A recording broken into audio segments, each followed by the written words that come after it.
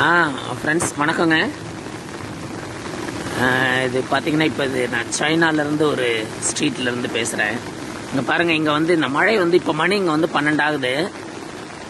1 மணி ஆகிடுச்சு.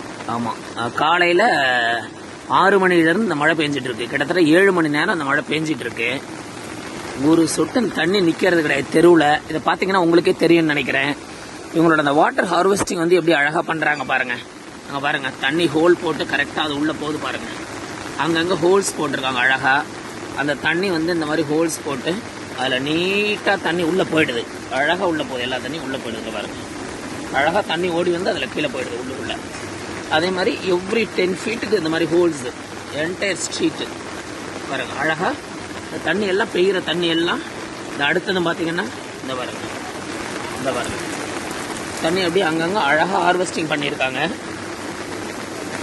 அவ்வளோ தண்ணியும் அழகாக கிட்டத்தட்ட ஒரு 7 மணி நேரம் 8 மணி நேரமாக பேஞ்சிருக்கு. அந்த மழை வந்து நீட்டாக அந்த தண்ணி எப்படி சேமிக்கிறாங்க பாருங்கள். தண்ணி அதிகமாக இருக்குது இவங்ககிட்ட, ஒரு குறையே கிடையாது. இந்த ரோடு கூட பார்த்தீங்கன்னா இது ஒரு 25 வருஷம் முன்னாடி போட்ட ரோடு அப்படின்றாங்க, அப்படியே இருக்குன்றாங்க.